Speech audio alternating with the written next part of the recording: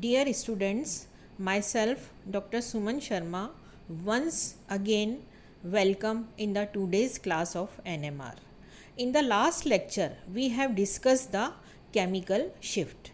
In continuation this lecture we will discuss factors affecting chemical shift. Now in the first slide I will give you the very brief idea of chemical shift.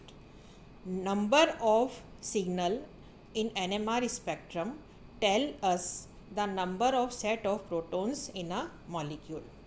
The difference between the absorption position of a proton and the absorption position of a reference compound is known as the chemical shift of that particular proton.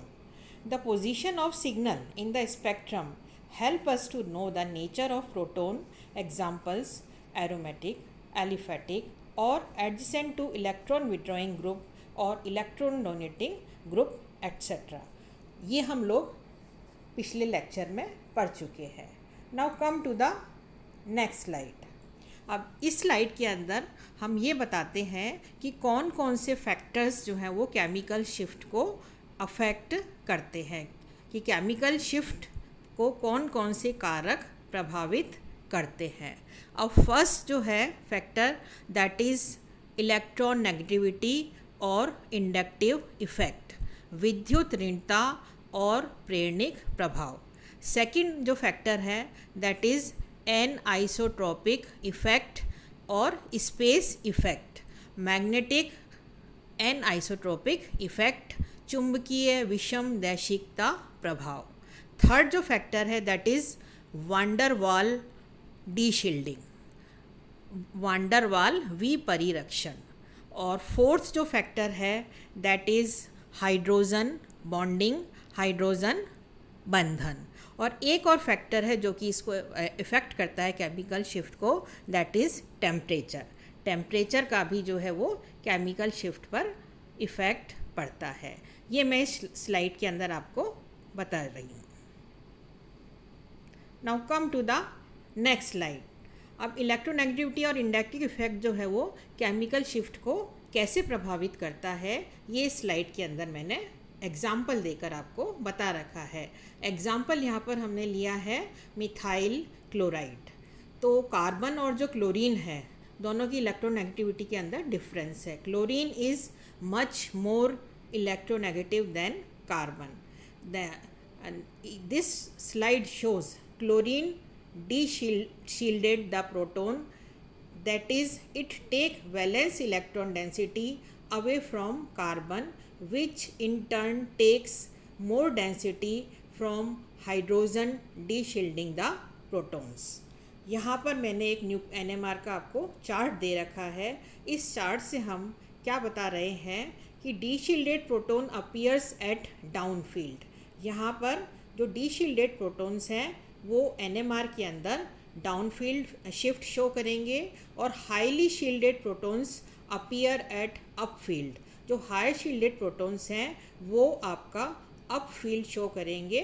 और ये हमने आपको वहाँ पर ये हमने आपको delta से बता रखा है. और नीचे हमने दे रखा है deshielding moves proton resonance to lower field and higher delta value.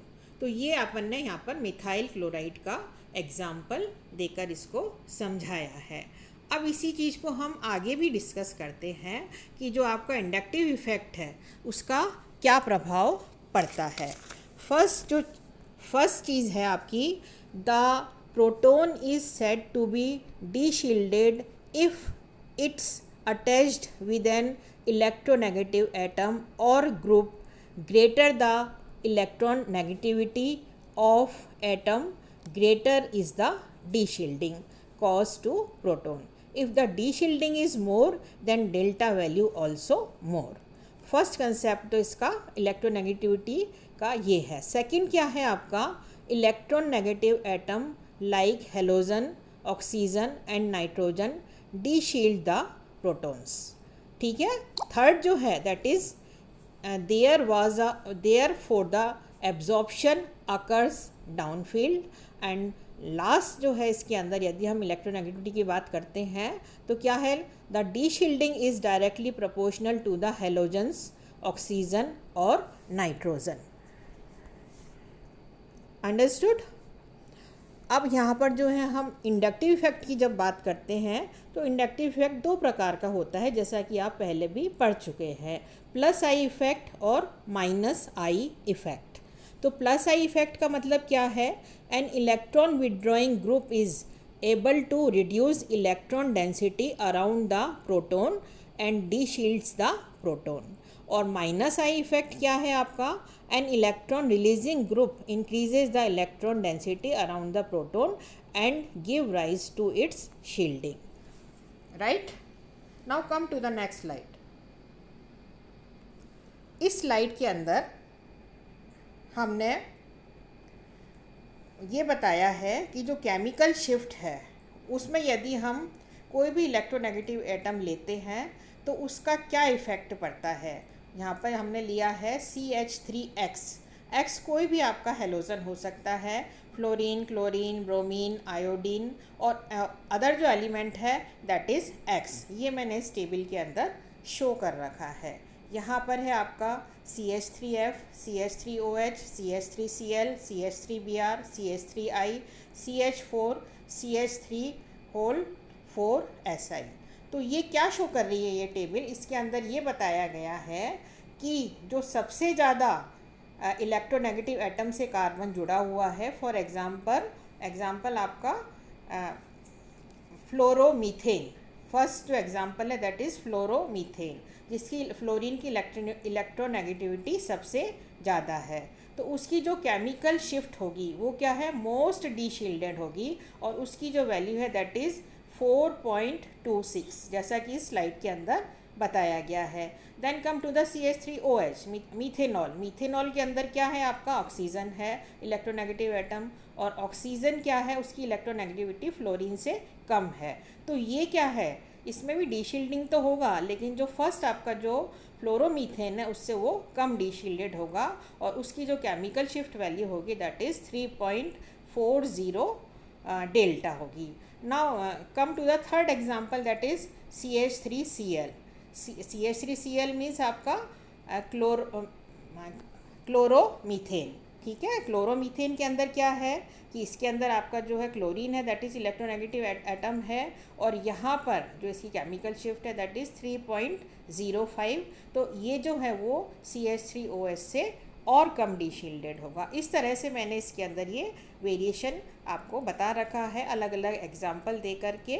तो यहाँ पर यदि हम इसको पहले भी पढ़ चुके हैं कि जब केमिकल शिफ्ट की बात करते हैं तो जो हम रेफरेंस है वो TMS लेते हैं और TMS स्केल पर जब हम केमिकल शिफ्ट शो करते हैं तो उसके अंदर हमने बताया हुआ है कि deshielding increases with the electronegativity of atom X। Right, now come to the next slide, that is substitution effect on chemical shift.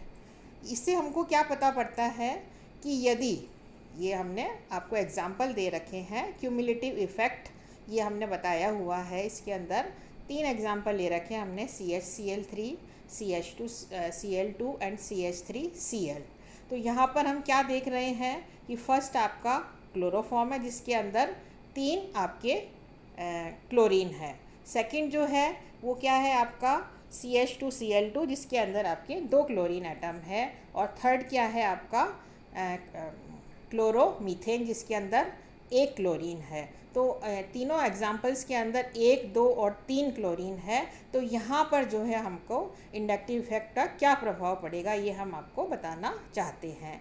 तो ये क्या शो कर रहा है, the effect increases with greater number of electronegative atoms. जितने ज़्यादा electronegative atom होंगे उतना ही आपका जो है वो इंडक्टिव इफेक्ट ज़्यादा होगा।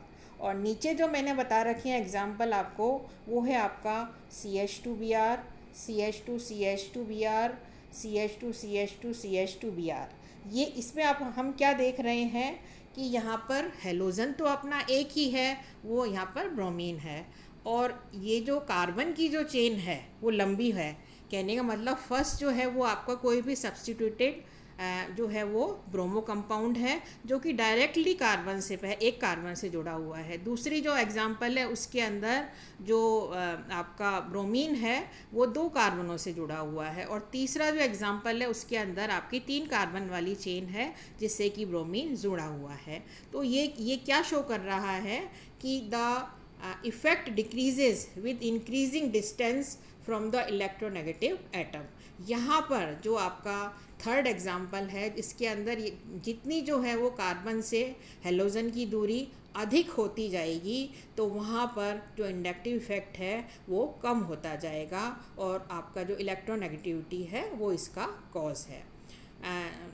The effect completely vanished at the fourth bond from the electronegative atom. ये मैंने आपको इस स्लाइड के अंदर शो कर रखा है। तो ये तो है कि आपका जो है इलेक्ट्रोनेगेटिविटी और केमिकल जो शिफ्ट है को कैसे जो है इफ़ेक्ट करता है, और इंडक्टिव इफ़ेक्ट का जो है वो क्या प्रभाव पड़ता है। राइट बच्चों, अब आगे का जो और जो फैक्टर्स जो अफेक्ट करते हैं केमिकल शिफ्ट को वो अपन नेक्स्ट क्लास के अंदर पढ़ेंगे। Thank you very much students.